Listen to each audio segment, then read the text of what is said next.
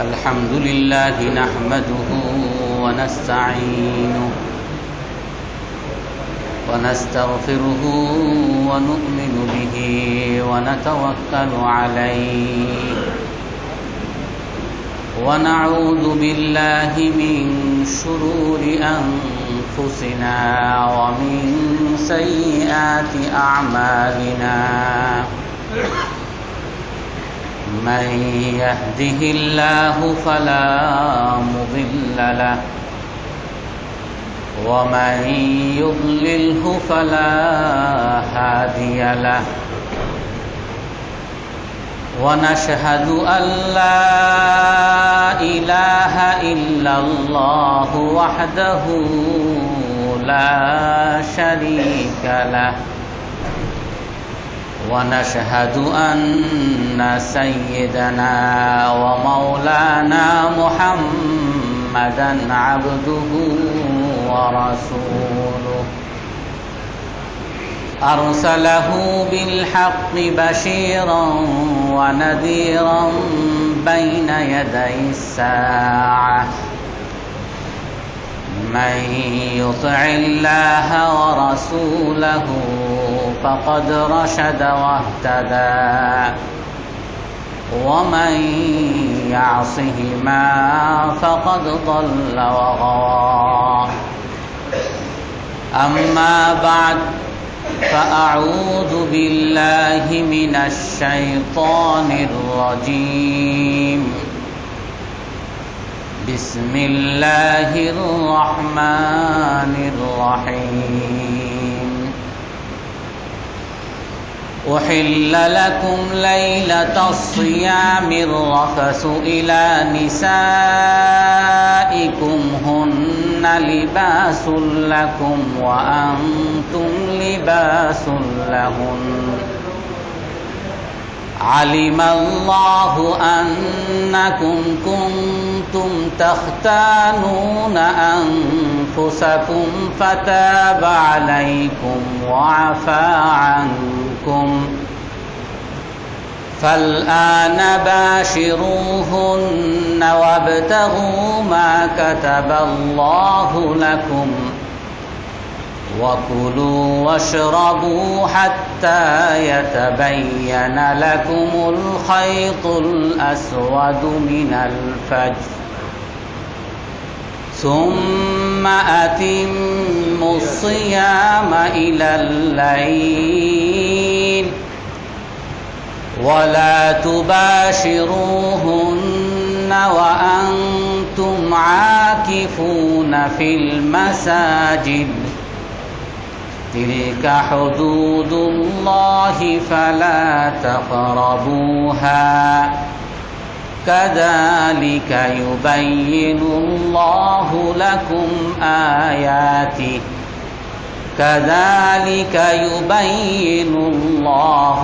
آياته للناس لعلهم يتقون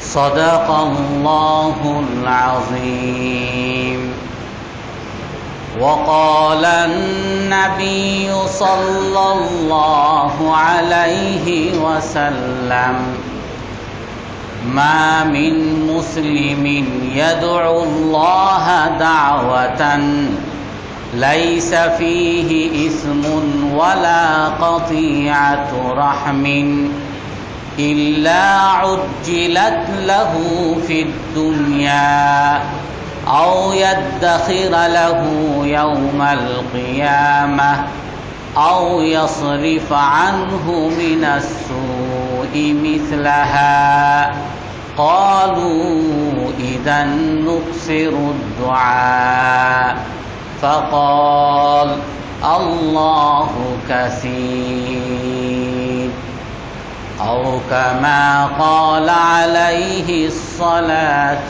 والسلام সম্মানিত মুসল্লিয়ানে কেরাম,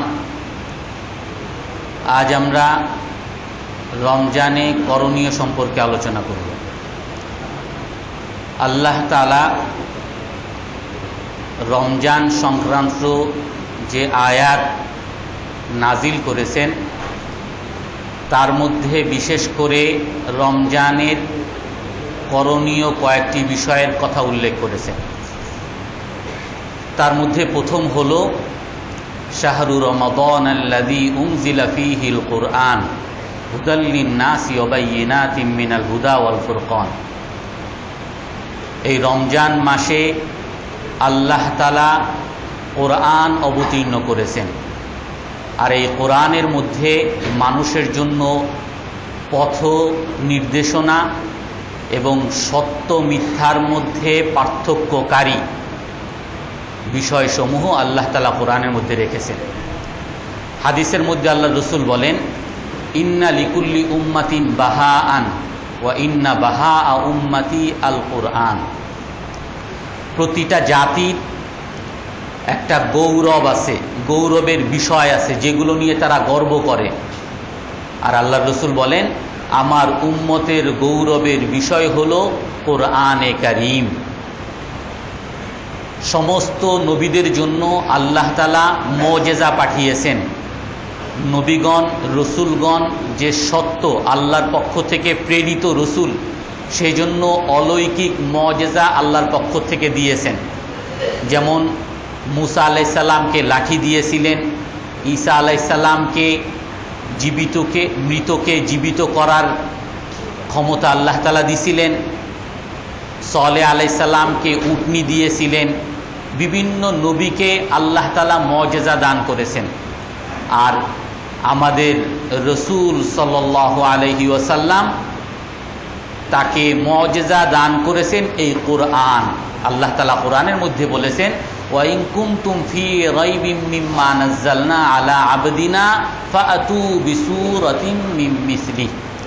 যদি আমি যেই বিধান নাজিল করেছি, আমি রসুলকে যে রিসালত দিয়ে পাঠিয়েছি, রসুল যে আমার সত্য নবী, এই ক্ষেত্রে তোমাদের যদি কোনো সন্দেহ থাকে, আল্লাহ তাআলা চ্যালেঞ্জ, ওপেন চ্যালেঞ্জ ঘোষণা করেছেন, ওয়া ইন কুনতুম ফি রাইবিন, সামান্যতম সন্দেহ যদি তোমাদের কারো থাকে, ফাআতু বিসূরাতিন মিন মিসলিহি, তাহলে এই কোরআনের মতো কিছু একটা তোমরা নিয়ে আসো। এই আয়াতে আছে কোরআনের মতো আরেকটা কোরআন আনতে, অন্য আয়াতে আছে ফাআতু বিআশারিম মিসলি, এই কোরআনের 10টি আয়াত তোমরা নিয়ে আসো।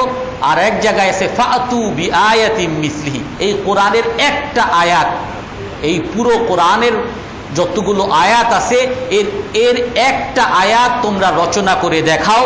এই কোরআনের মানসম্মত একটা আয়াত যদি রচনা করে দেখাতে পারো, এবং আল্লাহ তাআলা কি ঘোষণা করছেন, উদউ শুহাদাআকুম মিন দুনিল্লাহ, এই আয়াত রচনা করার ক্ষেত্রে তোমরা যত পণ্ডিত আছে, বুদ্ধিজীবী আছে, সাহিত্যিক আছে, যত ধরনের পণ্ডিত আছে, সকলকে একত্রিত করো।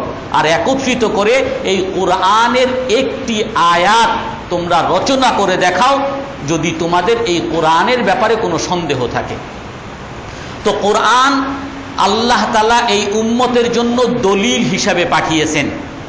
রাসূলুল্লাহ সাল্লাল্লাহু আলাইহি ওয়াসাল্লাম হাদিসের মধ্যে বলেছেন যে এই কোরআন হলো ফিহি নাবাউ মা ক্বাবলাকুম ওয়া খাবরু মা বা'দাকুম ওয়া হুকমু ফীমা বাইনাকুম। এই কোরআনের মধ্যে তোমাদের পূর্ববর্তী যুগের সমস্ত খবর এই কোরআনের মধ্যে আছে, এবং এই কোরআনের মধ্যে তোমাদের পরবর্তী যুগে কি হবে, কিয়ামতে কি হবে, জান্নাতে কি হবে, জাহান্নামে কি হবে, এগুলোর খবর, এগুলোর সংবাদ, এগুলোর তথ্য এই কোরআনের মধ্যে আছে।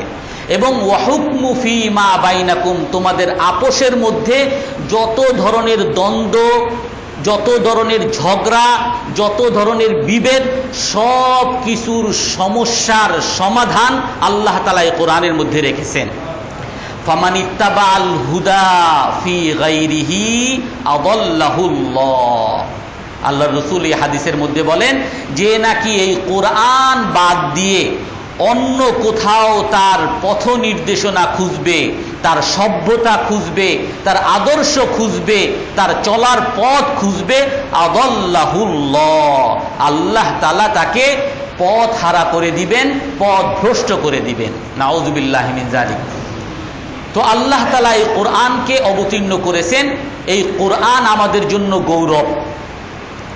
আর এই কোরআন যারা শিখবে, যারা তেলাওয়াত করবে, আল্লাহ তাআলার কাছে ওই সকল মানুষ সবচেয়ে বেশি প্রিয়।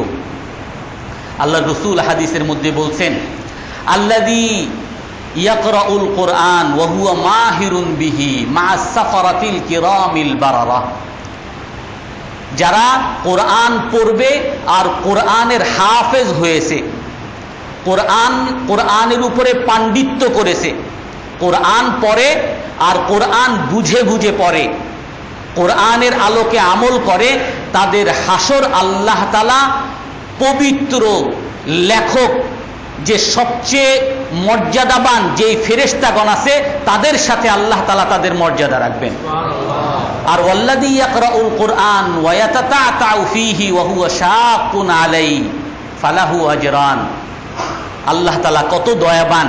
আল্লাহ রাসূল বলেন যে নাকি কোরআন পড়ে কিন্তু কোরআন পড়তে পারে না, কোরআন ঠেকে ঠেকে পড়ে, আর কোরআন পড়া তার জন্য কষ্টকর হয়, কষ্ট হয়েছে পারি না বা ছেড়ে দিছে না, কোরআন পড়া তার জন্য কষ্ট, ছোটবেলায় সে শিখে নাই, মদ মাখরাজ শিখে নাই, আইন উচ্চারণ আসে না, কিন্তু সে কষ্ট করতেছে। আল্লাহ রসুলের ভাষা এরকম, কষ্ট করে ঠেকে ঠেকে যে কোরআন তেলাওয়াত করে আল্লাহ তাআলা ওই ব্যক্তিকে ডাবল সওয়াব দান করবেন। মান ক্বারাআ হারফাম মিন কিতাবিল্লাহ ফালাহু বিহি হাসানা। যে নাকি কোরআনের একটা হরফ পড়বে আল্লাহ তাআলা ওই একটা হরফের বিনিময়ে একটা নেকি দান করবেন। ওয়াল হাসানাতু বিআশরি আমসালিহা। আর প্রতিটা নেকির পরিবর্তে আল্লাহ তাআলা 10টা নেকি বাড়িয়ে দিবেন, অর্থাৎ এক হরফের পরিবর্তে 10টা নেকি আল্লাহ তাআলা দিবেন। আর আল্লাহ রসুল স্পষ্ট করেন যে হরফ মানে কি, ওয়ালা আকুলু আলিফ লাম মিম হারফুন। আল্লাহ রসুল বলেন আমি এটা বলি নাই যে আলিফ লাম মিম যে অক্ষর তিনটা মিলে যে একটা শব্দ, এই শব্দ অক্ষর না, আলিফ লাম মিম এটা অক্ষর না, বরং আলিফুন হরফুন, আলিফ একটা অক্ষর, লামুন হরফুন ও মিমুন হরফুন, অর্থাৎ আলিফের জন্য 10টা নেকি, লামের জন্য 10টা নেকি, মিমের জন্য 10টা সওয়াব। আলিফ লাম মিম 30টা সওয়াব পেয়ে যাবে যে এই আয়াত তেলাওয়াত করবে। কোরআনের মধ্যে 3,23,015টা হরফ একজন বের করছেন, হরফ আছে। কেউ যদি পুরো কোরআন তেলাওয়াত করে তো তার 30,150 সওয়াব তার আমল নামায় আল্লাহ তাআলা লিখে দিবেন। আর এই কোরআন যদি রমজানের মধ্যে পড়া হয়, রমজানের মধ্যে প্রতিটা আমলের সওয়াব আল্লাহ তাআলা 70 গুণ বাড়িয়ে দেন। তাহলে একজন মানুষ যদি কোরআন তেলাওয়াত এই রমজান মাসে করতে পারে তো আল্লাহ তাআলা তার আমল নামায় কত শত কোটি সওয়াব আল্লাহ তাআলা তার আমল নামায় লিখে দিবেন। এই কোরআন এত বড় যে কোরআন হাদিসের মধ্যে আছে ইকরাউল কোরআন, তোমরা কোরআন তেলাওয়াত করো। কেন?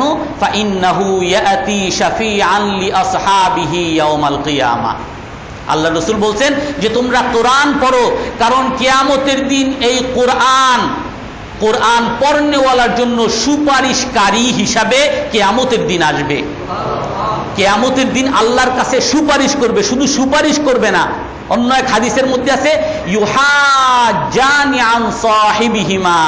কিয়ামতের দিন কোরআনের মধ্যে আছে লা ইয়াতাকাল্লামুন, আল্লাহ তাআলা এত রাগান্বিত থাকবেন কিয়ামতের দিন কারো কথা বলার সাহস থাকবে না।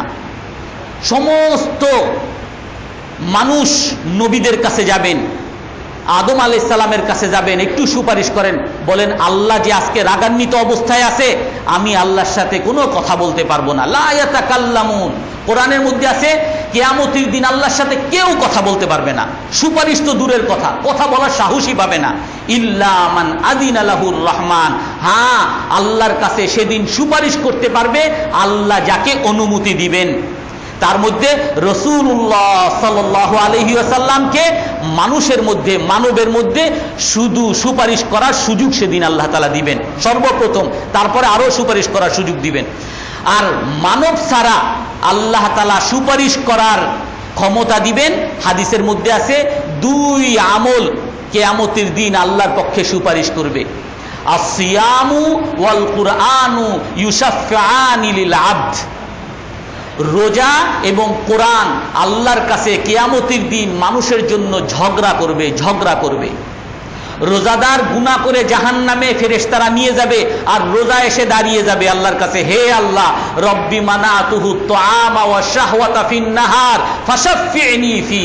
রোজা এসে আল্লাহর কাছে দাঁড়িয়ে যাবে, হে আল্লাহ, ফেরেশতারা টেনে টেনে জাহান্নামে নিয়ে যাবে সেই রোজাদারকে, আর রোজাদারকে ওই রোজা ধরে ফেলবে, ফেরেশতাদের সাথে ঝগড়া করে টেনে নিয়ে আসবে আল্লাহর কাছে, হে আল্লাহ, এই রোজাদার আমাকে দুনিয়াতে আমি তাকে দিনের বেলা খাবার থেকে বিরত রাখছি, মানাতুহু তুআম, খাবার খেতে দেই নাই আমি তাকে দুনিয়াতে কোন দিনের বেলা কোনো কামনা বাসনা পূরণ করতে দেই নাই, অতএব সে আমার জন্য এত কিছু করছে, ফাশাফি'নি ফি। হে আল্লাহ, আজ আপনি তার ব্যাপারে আমার সুপারিশ কবুল করেন। আল্লাহর সাথে ঝগড়া করবে, আল্লাহ বলবে তার তো অনেক গুনাহ আছে, কোনো গুনাহ টুনা বুঝি না, তাকে আজকে জান্নাতে নিয়ে যাইতে হবে।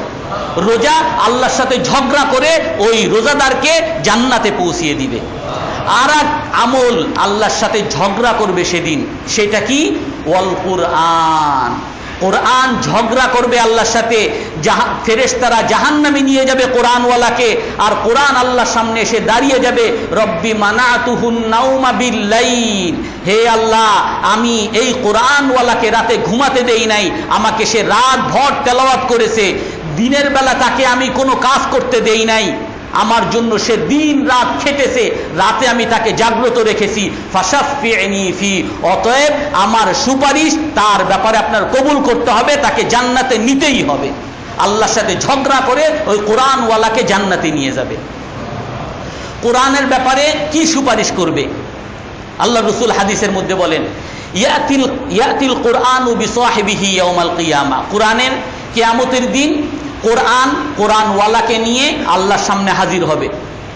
হে আল্লাহ, রব্বি হাল্লিহি, হে আল্লাহ, এ আমাকে দুনিয়াতে পড়ছে, আমার জন্য খাটছে, আমার অনুযায়ী আমল করছে, আপনি তাকে একটা বিশেষ সম্মান দান করেন, যাতে সে বোঝা যায় সে কোরআনওয়ালা, অন্যদের চেয়ে আলাদা, একটা বিশেষ সম্মান দান করেন।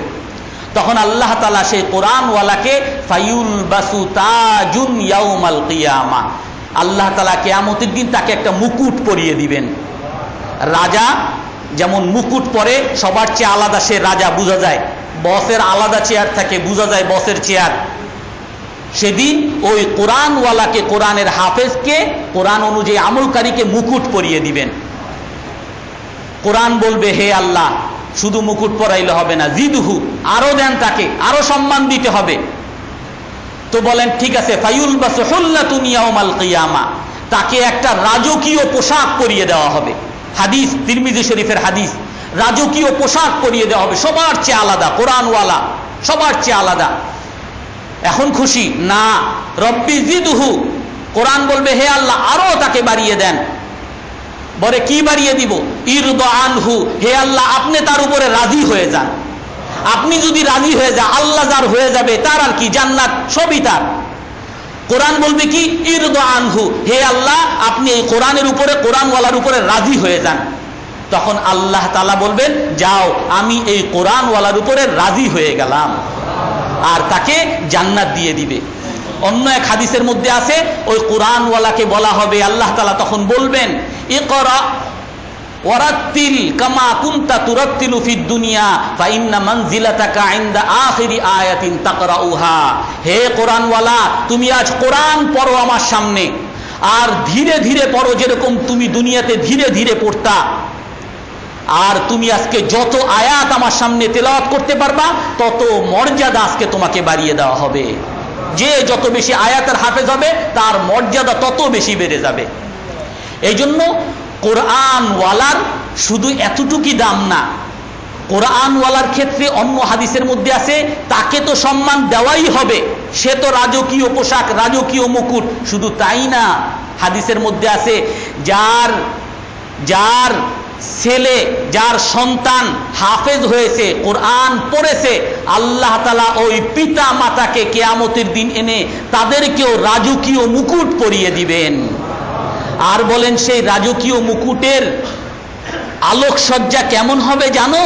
আল্লাহ রসুল বলেন আহসানু মিন দাউই শামসি, সূর্যের আলো যে দেখো, সূর্যের আলো যখন আসে, চাঁদের আলো যেমন নিভে যায়, নক্ষত্রের আলো যেমন নিভে যায়, সূর্যের আলোর সামনে সব যেরকম অন্ধকার হয়ে যায়, ওই মুকুটের আলো সূর্যের আলোর চেয়েও বেশি হবে। আল্লাহ রসুল বলেন আরে এখন তুমি চিন্তা করো, ফামা যন্নুকুম বিশামসি ফি বাইতিক, যদি সূর্য তোমার ঘরে চলে আসে তাহলে তোমার ঘরটা কেমন আলোকিত হবে? তুমি চিন্তা করো একটু। আল্লাহ রসুল বলেন কেমন আলোকিত হবে? এরকম রাজকীয় মুকুট পরিয়ে দেওয়া হবে কাকে?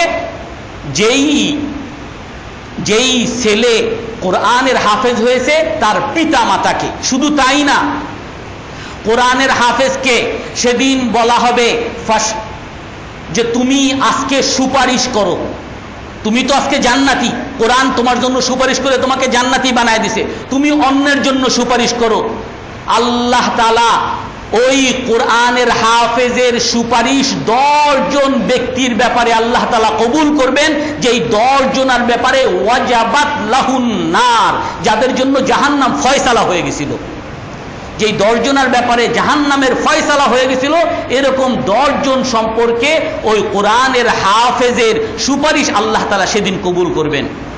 এই জন্য হাদিসের মধ্যে আছে ইন্না মিন ইজলালিল্লাহ ইকরামু যিশাইবাতিল মুসলিম ওয়া হামিলিল কুরআন গায়রিল গালি ওয়াল জাফি আনহু ওয়া ইকরামু যিস সুলতানিল মুকসিত। আল্লাহকে যদি কেউ সম্মান করতে চায় তাহলে 3 ব্যক্তিকে সম্মান করো। 3 ব্যক্তিকে সম্মান করার অর্থই হলো আল্লাহকে সম্মান করা। আর যে 3 ব্যক্তিকে সম্মান করলো না সে আল্লাহকে সম্মান করলো না। তিরমিজি শরীফের হাদিস, আল্লাহ রসুল বলেন 1 নাম্বার হলো বৃদ্ধ মুসলমান, দাড়ি পাকা মুসলমান, তাকে সম্মান করা, আল্লাহকে সম্মান করা। যে বৃদ্ধ মুসলমানকে সম্মান করে না সে আল্লাহকে সম্মান করে না। আর 2 নাম্বার হলো ওয়াহামিলুল কুরআন গায়রুল গালি ওয়াল জাফি আনহু, ওই কোরআনের হাফেজ, যেই কোরআনের হাফেজ কোরআন অনুযায়ী আমল করে তাকে সম্মান করা, আল্লাহকে সম্মান করা, তাকে অসম্মান করা, আল্লাহকে অসম্মান করা। আর 3 নাম্বার হলো যিস সুলতানিল মুকসিত, ন্যায় বিচারক শাসক, ন্যায় বিচারক শাসককে সম্মান করা, আল্লাহকে সম্মান করা, তাকে অসম্মান করা, আল্লাহকে অসম্মান করা। আল্লাহ রসুল এক হাদিসের মধ্যে বলেন ইন্না লিল্লাহি আহলিনা মিনান নাস, মানুষের পরিচিতি জন তো কতই থাকে, আমার দেশীয় বাংলাদেশি, বিদেশে গেলে যে আমার বাংলাদেশি ভাই, তার জন্য আলাদা একটা টান। আবার আমাদের বাংলাদেশে আলাদা টান কি, আমার নোয়াখালীর, আমার চিটাগাংয়ের, আমার সিরাজগঞ্জের, আমার বরিশালের আলাদা টান। এরপরে আবার টান কি, আমার আত্মীয়, আমার চাচার বাড়ি শ্বশুর বাড়ির আত্মীয়। আবার আত্মীয়র চেয়েও আরো বেশি আপনজনকে নিজের ছেলে মেয়ে, পরিবার পরিজন, এলাকাবাসী, এর চেয়ে আরো বেশি নিজের পরিবার পরিজন। আল্লাহ তাআলা বলেন আল্লাহর সবচেয়ে নিকটতম ইন্না লিল্লাহি আহলিনা মিনান নাস, আল্লাহর পরিবার আছে মানুষের মধ্যে। হাদিসের মধ্যে আছে আল্লাহ রসুল বলেন যে আল্লাহর কিছু পরিবার আছে মানুষের মধ্যে, অনেক মানুষ তো আছে কিন্তু আল্লাহর কিছু পরিবার আছে। তো সাহাবায়ে কেরাম জিজ্ঞাসা করলেন ওমান আহলুল কোরআন ইয়া ওমান আহলুল্লাহ ইয়া রাসূলুল্লাহ, হে রসুল আল্লাহর পরিবার আবার কারা? এত আপনজন আল্লাহর পরিবারের মতো, তারা আবার কারা? তখন আল্লাহর রসুল বলেন আহলুল কুরআনি হুম আহলুল্লাহি ওয়া খাসাতুহু, কোরআন ওয়ালারা হলো যে কোরআনের হাফেজ, যে কোরআন তেলাওয়াত করে, কোরআন অনুযায়ী আমল করে, সেই হলো আল্লাহ তাআলার পরিবার, আল্লাহ তাআলার বিশেষ মানুষ। এই জন্য সেই কোরআন আমাদের জন্য গৌরব, সেই কোরআন আমাদের জন্য নিয়ামত, সেই কোরআন আমাদের জন্য আল্লাহর পক্ষ থেকে অনুগ্রহ। এই রমজান মাসে কোরআন তেলাওয়াত করার চেয়ে বড় আমল আর কিছু হতে পারে না। এই জন্য সমস্ত সাহাবায়ে কেরাম রাসূলুল্লাহ সাল্লাল্লাহু আলাইহি সাল্লাম এই কোরআন প্রতিদিন হাদিসের মধ্যে আছে জিবরাইল আলাইহিস সালামের সাথে দাওর করতেন। রসুল সাল্লাল্লাহু আলাইহি সাল্লাম জিবরাইল আলাইহিস সালামকে শুনাইতেন, আবার জিবরাইল আলাইহিস সালামও রসুল সাল্লাল্লাহু আলাইহি সাল্লামকে পুরা কোরআন শুনাইতেন। সাহাবায়ে কেরাম সবাই কোরআন তেলাওয়াত করতেন। আমরা তারাবির মধ্যে কোরআন খতম করি, সাহাবায়ে কেরাম করতেন। বিভিন্ন বুজুর্গরা প্রতিদিন কোরআন খতম করতেন, না হয় প্রতি সপ্তাহ। আর যদি কেউ না পারে, হাদিসের মধ্যে সে কম পক্ষে প্রতি মাসে যেন একবার কোরআন খতম হয়। তো প্রথম আমল হলো কোরআন তেলাওয়াত করা। আল্লাহ তাআলা আমাদের সকলকে কোরআন তেলাওয়াত করার তৌফিক দান করে। দুই নম্বর আমল হলো আল্লাহ তাআলা কোরআনের মধ্যে বলছেন ওয়াইদা সাআলাকা ইবাদি আন্নী ফাইন্নী করিব। দুই নম্বর রোজার মধ্যে আল্লাহ তাআলা বিশেষ আমলের কথা যেটা বলছেন সেটা হলো দোয়া করা, আল্লাহর কাছে দোয়া করা। আল্লাহর ভাষা কত সুন্দর। আল্লাহ বলেন কি, ওয়াইদা সাআলাকা ইবাদি আন্নী ফাইন্নী করিব। হে রসুল, আপনার কাছে যদি আমার বান্দারা, আমার বান্দা আল্লাহর বান্দা, যেমন আমার ছেলে আমার কাছে কিছু বলতে হইলে আমার মাধ্যম লাগে নাকি? সরাসরি আমার কাছে বললেই না আমার ভাল লাগে। যদি মায়ের মাধ্যমে বলে যে ওইটা চাই ওইটা চাই, না আমাকে বলতে বলো। তো আল্লাহ তাআলা বলেন, হে রসুল, আপনার কাছে যখন আমার বান্দারা আমার সম্পর্কে জিজ্ঞাসা করে, তো আল্লাহ তাআলা কি বলেন? আপনি বলে দেন না, আল্লাহ তাআলা আপনি বলে দেন বলে। সরাসরি আল্লাহ বলতেছেন ফাইন্নী করিব, আমি আমার বান্দার একেবারে নিকটে আছি। হে বান্দা, আল্লাহ তাআলা সম্বোধন করে বান্দাকে বলেন সরাসরি। হে রসুল, আপনাকে যখন আমার বান্দারা আমার সম্পর্কে জিজ্ঞাসা করে আপনি বলে দেন, সেটা বলেন নাই। আল্লাহ তাআলা সরাসরি বান্দাকে সম্বোধন করে বলেন, হে বান্দা ফাইন্নী করিব, আমি তোমার নিকটেই আছি। আল্লাহ তাআলা প্রতিদিন মানুষকে বলতে থাকেন আলা মিন সাইলিন, এমন কি কেউ আছে আমার কাছে চাইবে, আমি তাকে দিব। আলা মিন মুস্তাগফিরিন, আলা মিন মুস্তারহামিন, এমন কি কেউ আছে আমার কাছে রহম চাইবে, দয়া চাইবে, আমি তাকে দয়া করব। আলা মিন মুস্তারজাকিন, এমন কি কেউ আছে আমার কাছে রিজিক চাইবে, খাবার চাইবে, ব্যবসা চাইবে, আমি তাকে দিব। আল্লাহ তাআলা মানুষকে ডাকতে থাকেন। মানুষের কাছে যখন আপনি ডাক চাবেন যে ভাই আমার এই মাসের সমস্যা, একটু যদি আমারে 5,000 টাকা হাওলাত দিতেন, ঠিক আছে, আপনি খতিব সাহেব চাইছেন, কিভাবে নেন। আবার পরের মাস শেষ না হইতে ভাই আরো যদি 5,000 টাকা দিতেন, ঠিক আছে, চাইছেন, নেন।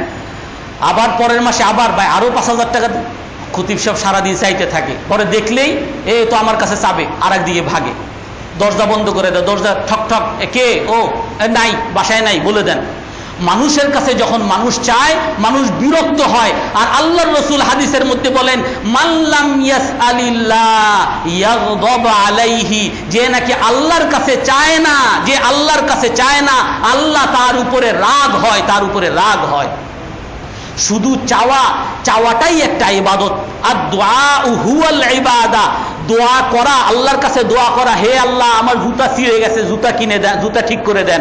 হে আল্লাহ আমার জামা ঠিক করে দেন। হে আল্লাহ আমাকে চাকরি দেন। হে আল্লাহ আমাকে ব্যবসা দেন।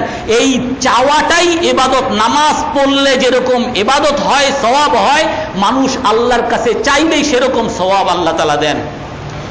আল্লাহ তাআলা বলেন ওয়াকাল রাব্বুকুম উদউনি আস্তাজিব লাকুম, আল্লাহ তাআলা বলেন আমার কাছে চাও, আমি তোমাদের দোয়াগুলোকে কবুল করব। ইন্নাল্লাযীনা ইস্তাকবিরুনা আন ইবাদাতি, আল্লাহ তাআলা বলেন যে নাকি আমার ইবাদত থেকে অহংকার করবে, আমার কাছে চাওয়া থেকে না কুচা করবে। আবার আল্লাহর কাছে চাইলে কি লাভ হবে? আল্লাহ তো দেয় না, আল্লাহ দিবে কোত্থেকে? আমার তো বসের কাছে যাওয়া লাগবে, না হয় ব্যবসার কাছে যাওয়া লাগবে, না হলে ব্যাংকার কাছে যাওয়া। আল্লাহর কাছে চাইলে আল্লাহ দিবে। যে নাকি না কুচা করবে, আমার কাছে চাবে না, মনে করবে যে আমি দিতে পারি না, ইন্নাল্লাযীনা ইস্তাকবিরুনা আন ইবাদাতি, যে নাকি এই ইবাদত থেকে না কুচা করবে, আমার কাছে চাবে না, সায়াদখুলুনা জাহান্নামা দাখিরিন, আল্লাহ তাআলা বলেন, কোরআনের মধ্যে বলেন যে অতি সত্বর অপমানিত হয়ে সে জাহান্নামে নিক্ষিপ্ত হবে। এই জন্য আল্লাহর কাছে চাওয়া বড় ইবাদত। এক হাদিসের মধ্যে আছে মা মিন মুসলিমিন ইয়াদউল্লাহ বিদাওয়াতিন লাইসা ফীহি বিইসমিন ওয়ালা কাতিয়াতু রাহমিন। অন্য হাদিসের মধ্যে আছে ইন্নাল্লাহা হাইয়ুন কারীমুন ইস্তাহি মিনাল আবদি ইযা রাফা ইয়াদাইহি সিফরান খাইবাইন। বান্দা যখন আল্লাহর কাছে হাত উঁচা করে, হাদিসের মধ্যে আছে, আল্লাহ রাসূল বলেন বান্দা যখন আল্লাহর কাছে হাত উঁচু করে, হে আল্লাহ আমাকে দেন, আল্লাহ তাআলা বড় লাজুক, আল্লাহ তাআলা বড় দয়াবান, আল্লাহ তাআলা লজ্জা পান সেই হাতকে খালি হাতে ফিরিয়ে দিতে। আল্লাহ তাআলা লজ্জা পান। সেই বান্দা যখন যা চায় আল্লাহ তাআলা তাকে তাই দিয়ে দেন। এখন আমরা অনেকেই বলি আল্লাহর কাছে বহু চাইছি, পাই তো নাই। আপনি বলেন যে আল্লাহ দেয়, কিন্তু পাই তো নাই কখনো। আল্লাহ তাআলা, আল্লাহ রাসূল হাদিসের মধ্যে বলেন, মা মিন মুসলিমিন ইয়াদউল্লাহ বিদাওয়াতিন লাইসা ফীহি ইসমুন ওয়ালা কাতিয়াতু রাহমিন। যখন কোনো মুসলমান আল্লাহর কাছে চায়, কোনো দোয়া করে, যে কোনো দোয়া, আর সেই দোয়াটা কোনো পাপের দোয়া হবে না। হে আল্লাহ, অমুক মেয়ের কাছে মেয়েকে পাইতে চাই পাপের ভাবে, অমুক সিনেমা দেখতে চাই গুনাহের, অমুক দুর্নীতি, ওই ঘুষটা যেন পাই, ওই সুদটা যেন পাই, গুনাহের দোয়া না। আল্লাহ রাসূল বলেন যে নাকি দোয়া করে আর সেটা কোনো গুনাহের দোয়া হয় না এবং আত্মীয়তা ছিন্নরও দোয়া হয় না, ওই দোয়া যখন করে আল্লাহ তাআলা উজ্জিলাত লাহু ফিদ দুনিয়া, আল্লাহ তাআলা ওই দোয়া যা সে চাইতেছে ওই চাহিদা আল্লাহ তাআলা দুনিয়াতেই তার পূরণ করে দেয়, সাথে সাথে আল্লাহ তাআলা পূরণ করে দেয়। এখন অনেকেই বলবেন আমরা তো চাই কিন্তু পাই তো নাই, চাকরির জন্য এত দোয়া করলাম পাইলাম তো না। হাদিস তবরানী শরীফের হাদিস আছে, ইন্নাল আবদা আল্লাযী ইউহিব্বুহু ইযা দাআহু ইয়াকুলু লিজিবরিল আকদি লিআবদি হাযা হাজাতা। যখন কোনো বান্দা যাকে আল্লাহ তাআলা ভালোবাসে, তবরানী শরীফের হাদিস বলে যখন বান্দা যাকে আল্লাহ ভালোবাসেন তখন সে যখন আল্লাহর কাছে দোয়া করে, তো তখন আল্লাহ তাআলা জিবরাইল আলাইহিস সালামকে বলেন, হে জিবরাইল, আমার এই বান্দা যা চায় তা তুমি দিয়ে দাও, কিন্তু আখিরহু, একটু দেরি করো, এখনই দিও না, একটু দেরি করে দাও। কেন? ফাইন্নী উহিব্বু আন আসমা সাউতা। আল্লাহ তাআলা বলেন যে আমি আমার এই বান্দার কাকুতি মিনতি শুনতে খুব ভালোবাসি। বাবা ছেলের জন্য ছেলে বলে দিছে চকলেট নিয়ে আসবা, চকলেট ঠিকই পকেটের মধ্যে, সাথে এই ছেলে তোমার জন্য চকলেট নিয়ে এসেছি, নাও, দেয় না, পকেটে রেখে দিছে। আসে, বাবা তুমি আজকে বলছিল আমার চকলেট দিবা, কোথায় চকলেট? কথা বলে না। দিবা না বলছিল আজকে, কই, দেও না, দেও না। অনেকবার যখন চায় তারপরে আস্তে পকেট থেকে বের করে দেয়। যতবার বাবার কাছে চায় তত মজা লাগে। তো আল্লাহর কাছে যেই বান্দাকে আল্লাহ ভালোবাসে তার চাওয়াকে আল্লাহ তাআলা কেন পছন্দ করবেন না? আর যেই বান্দাকে আল্লাহ ভালোবাসেন না, ওয়া ইন্নাল আবদাল্লাযী ইয়াবগাদুহু, আর যেই বান্দাকে আল্লাহ তাআলা ভালোবাসেন না সে যখন আল্লাহর কাছে কিছু চায়, জিবরাইল আলাইহিস সালামকে বললেন, ইকদি লিআবদি হাযা হাজাতা ওয়া আজ্জিলহু, এই বান্দার চাহিদা দিয়ে দাও আর তাড়াতাড়ি দাও। ফাইন্নী লা উহিব্বু আন আসমা সাউতা, আমি তার আওয়াজ আর শুনতে চাই না, আমি তার আওয়াজ শুনতে চাই না, যা চাই তাড়াতাড়ি দিয়ে বিদায় করে দাও। অফিসার যারে পছন্দ করে না, বসের কাছে আসছে, আমার বেতনটা দিবেন, নাই যাও, দিয়ে তাড়াতাড়ি বিদায় করো, আর আমি দেখতে চাই না, বেতন যা পাই ওখান থেকে দিয়ে ফেরত দিয়ে দাও। তো বলে অনেক আছে আমরা ওই খারাপ বান্দাই হই, আমরা দুনিয়াতে তাড়াতাড়ি আগে চাকরিটা পাইতে চাই, ব্যবসাটা আগে পাইতে চাই। তো আল্লাহ তাআলা বড় রহমান, বড় রহিম। হাদিসের মধ্যে এগুলো সব স্পষ্ট করে মানুষের জন্য বলছেন যে আল্লাহ তাআলা এক ছেলে বাবার কাছে চায়, বাবা আমাকে ছুরি কিনে দিতে হবে। এখন যদি বাবা বলে যে না ছুরি দিব না, তাহলে বাচ্চা তো কান্নাকাটি শুরু করবে। আর বাবা জানে এই ছুরি যদি তাকে দিই, যে কোনো ওই ছুরি দিয়ে খেলতে গিয়ে সে আহত হইতে পারে। তো বাবা বলে ঠিক আছে, আর চায়, দেয় না, চায়, দেয় না, চায়, কি আমার ছুরি কোথায় দেখি, কি আমার ছুরি কোথায় দেখি, কি আমার ছুরি কোথায় দেখি। বাবা তার ছেলেকে ওইটা দেয় না। কেন দেয় না? ছেলের ভালোর জন্য।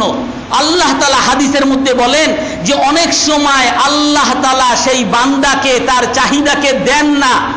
ওই বান্দা চায়, হে আল্লাহ আমার এই অফিসের চাকরিটা আপনি দেন, আর আল্লাহ জানেন এই চাকরিটা তার জন্য খারাপ। আল্লাহর কাছে চায়, হে আল্লাহ আমি কক্সবাজার যাইতেছে, আমার একটু নিয়ে দেন। আল্লাহ জানেন কক্সবাজার যাওয়ার সময় সে অ্যাক্সিডেন্ট করে মারা যাবে, আল্লাহ জানেন এটার মধ্যে তার খারাপ।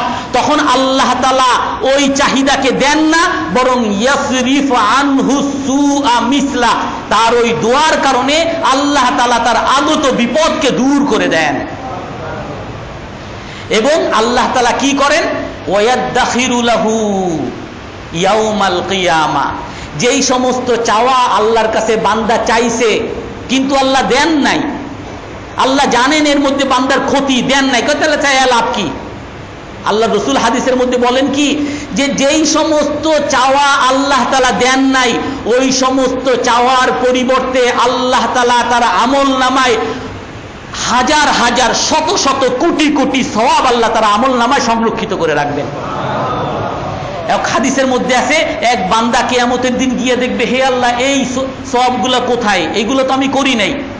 বলে, এগুলো তুমি যে দোয়া করছিলা আর ওই দোয়াতে কবুল হয় নাই, তার বিনিময়ে এই সওয়াব। সে বলবে, হে আল্লাহ একটা দোয়াও যদি আপনি আমার কবুল না করতেন। তো আল্লাহ রাসূল এই হাদিসের মধ্যে বলেন যে মানুষ যখন যাই চাবে আর সেটা যদি তাকে না দেওয়া হয়, তার বিনিময়ে আল্লাহ তাআলা কিয়ামতের দিন তার সওয়াব সংরক্ষণ করে রাখবেন। সাহাবায়ে কেরাম দাঁড়িয়ে গেছেন, হে আল্লাহ রসুল, চাইলেই আল্লাহ তাআলা সওয়াব দিতে থাকবেন? ইযান নুকসিরুদ দুআ, সাহাবায়ে কেরাম বলে কি, হে আল্লাহ তাহলে বেশি বেশি দোয়া করব। হে আল্লাহ রসুল, বেশি আল্লাহর কাছে চাইতেই থাকবো, আল্লাহ জুতা দেন, পাও দেন, আল্লাহ চাকরি দেন, খাবার দেন, গোশত দেন, মাছ দেন, চাইতেই থাকবো সারাদিন। যেটা দিবে না এটার বিনিময়ে তো সব পাইতেই থাকবো। এখন কি মনে করছে, দুনিয়ার মানুষের কাছে বেশি চাইলে তার খাজানা তো শেষ, ভান্ডার শেষ। আল্লাহ রসুল কি বলেন, তিরমিজি শরীফের হাদিস, আল্লাহ রসুল বলেন কি, আল্লাহু কাসীর, তুমি যত বেশি চাইবে আল্লাহর ভান্ডারে এর চেয়ে বেশি দেওয়ার মতো ক্ষমতা আছে। তুমি চাইতে থাকো, আল্লাহর দিতে কোনো শেষ হবে না। তুমি চাইতে থাকো, আল্লাহ তাআলা দিতে থাকবেন। এই জন্য দোয়া। আর 3 নাম্বার বিষয় হলো হাদিসের মধ্যে যেটা আসছে, এই আয়াতের মধ্যে যেটা আসছে, তওবা করা, আল্লাহর কাছে ক্ষমা চাওয়া।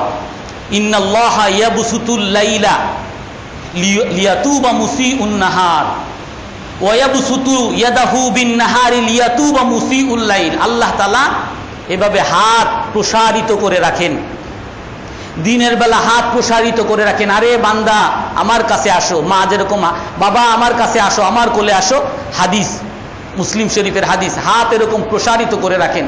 হে বান্দা তুমি রাতে পাপ করছো, আসো আমার কাছে আসো, একটু বলো, আল্লাহ মাফ করে দেন, মাফ করে দেই। ওয়ায়ামুদ্দু ইয়াদাহু ওয়ায়াবসুতু ইয়াদাহু বিল্লাইল, আবার রাতে হাত প্রসারিত করে রাখেন যে হে বান্দা দিনের বেলা তুমি পাপ করছো, একটু আমার কাছে মাফ চাও, আমি তোমাকে মাফ করে দেই। সারা দিন আল্লাহ তাআলা হাত প্রসারিত করে রাখেন, সারা রাত আল্লাহ তাআলা হাত প্রসারিত করে রাখেন, যাতে বান্দা তার কাছে ক্ষমা চায় আর আল্লাহ তাআলা তাকে ক্ষমা করে দেন। বলে আল্লাহর কাছে ক্ষমা চাইতে যাব, মানুষের কাছে, বসের কাছে চাইতে গেলে তো বসে ঘুমায়, তখন ঠকঠক করলে রাগ হয়ে যায়। এমনকি বাবা মার কাছেও, মায়ের কাছে চাইতে গেলে বাবা মা দরজা বন্ধ করে ঘুমিয়ে আছে, দরজা নক করলে বাবা মাও পর্যন্ত রাগ হয়ে যায়। রাতের অন্ধকারে বাবা মাকে ঠকঠক করলে বাবা মাও রাগ হয়ে যায়। বলে দুনিয়াতে বাবা মা আপনজন তারাও রাগ হয়ে যায় তার দরজা নক করলে, কিন্তু আল্লাহ তাআলার দরজা কখনো বন্ধ হয় না। আল্লাহ তাআলার দরজা সব সময় খোলা থাকে। আল্লাহ তাআলার কাছে যখনই চাইবে মানুষ, তখনই হাত উঁচু করে বলবে, হে আল্লাহ মাফ করে দেন, আর আল্লাহ তাআলা মাফ করে দিবেন। আল্লাহ তাআলা হাদিসের মধ্যে আছে, আল্লাহ রাসূল বলছেন, এক লোক একবার বাহন নিয়ে সে মরুভূমিতে সফর করতেছে। এখন মরুভূমি, বিরাট মরুভূমি, আশেপাশে কোনো জনমানব খাবারের ব্যবস্থা কোনো কিছুই নাই। তার ওই উটের মধ্যে সমস্ত খাবার, তার সব কিছু উটের মধ্যে। তো সে উটটা রেখে একটু ঘুমিয়েছে, একটু শুইছে।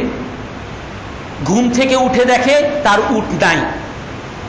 এখন সে উট খুঁজতেছে, মরুভূমির মধ্যে একবার ওদিকে দৌড়ায়, দৃষ্টি সীমা শেষ, উট দেখা যায় না, ওদিকে দৌড়ায়, দৃষ্টি সীমা শেষ, উট দেখা যায় না, ওদিকে দৌড়ায়, দৃষ্টি সীমা শেষ, উট দেখা যায় না, ওদিকে দৌড়ায়, দৃষ্টি সীমা শেষ, উট দেখা যায় না। কোনো খাবারের ব্যবস্থাও নাই, কোনো জনমানবও নাই যার কাছ থেকে একটু পানি নিয়ে একটু খাবার নিয়ে খাবে। সে মরুভূমিতে নিশ্চিত হয়ে গেছে আমার মৃত্যু ছাড়া আর কোনো উপায় নেই, মরেই যাব, শেষ। আর কি অনেক খোঁজাখুঁজি করছে, উট আর পায় না। এখন সে মৃত্যুর জন্য শুয়ে পড়ছে, যতক্ষণ বাঁচি আল্লাহ আল্লাহ করে যতক্ষণ বাঁচি। তে চোখ বন্ধ করছে, হঠাৎ করে কিছুক্ষণ পরে সে মৃত্যু মুখে পতিত।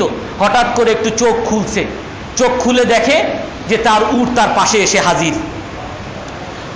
আল্লাহ রসুল বলেন, এই বান্দা, এই লোকটা এখন ওই উট দেখে এত খুশি হয়েছে, আল্লাহ তাআলার শুকরিয়া আদায় করতে গিয়ে এত শুকরিয়া আদায় করতে চাইছে, আল্লাহ তাআলাকে ভুলে বলে ফেলছে, হে আল্লাহ, আল্লাহুম্মা আনতা আবদি ওয়া আনা রব্বুক। আল্লাহ তাআলা তো আমাদের পালন কর্তা, আর আমরা হলাম আল্লাহ তাআলার গোলাম। আর সে ভুলে বলে ফেলছে, হে আল্লাহ, আপনি আমার গোলাম, আমি আপনার পালন কর্তা। ভুলে আনন্দে কুফরি কথা বলে ফেলছে।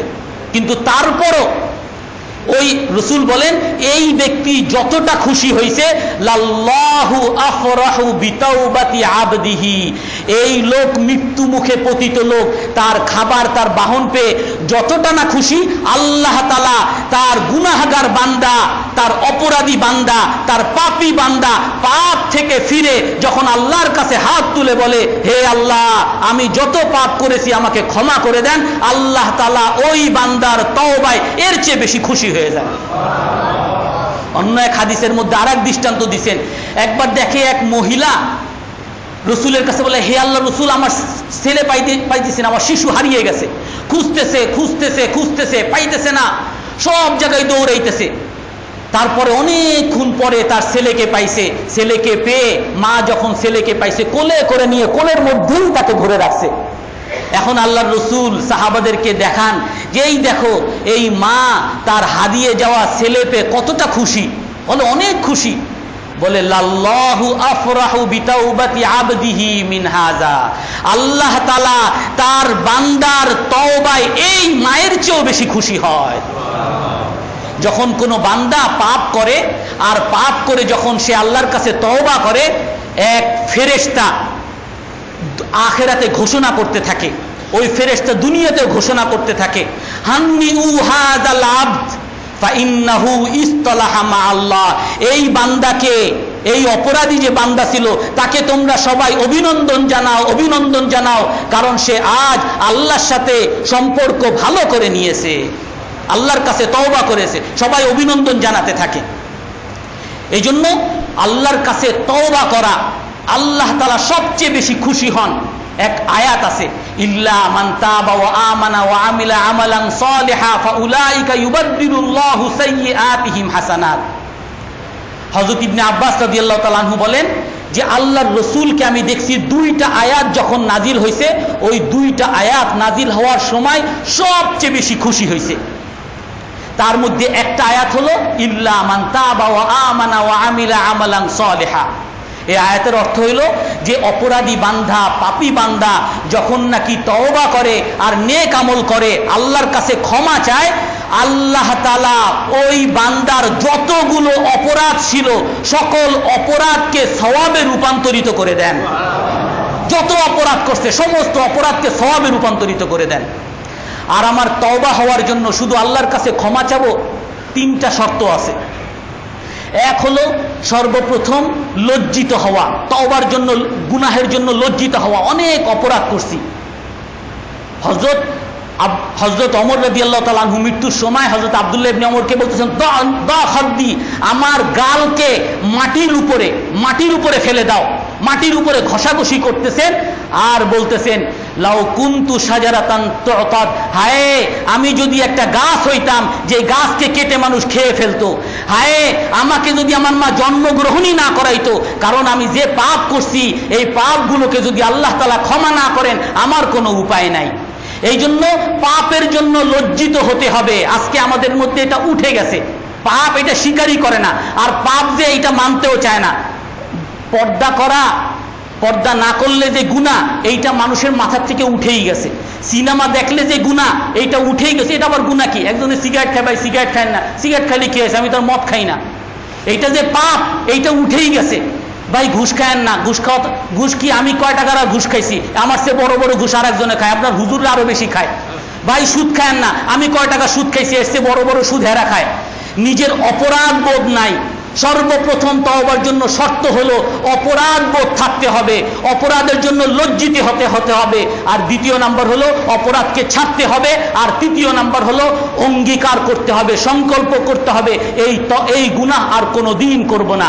আর 4 নাম্বার শর্ত, যদি কোনো মানুষের অধিকারের সাথে সম্পর্কিত থাকে, কারো জিনিস আমি চাঁদাবাজি করে খাইছি, জমি দখল করে নিছি, ঘুষ খাইছি, তো এই টাকা তার পাওনা ওই পাওনাদারকে পৌঁছিয়ে দিতে হবে।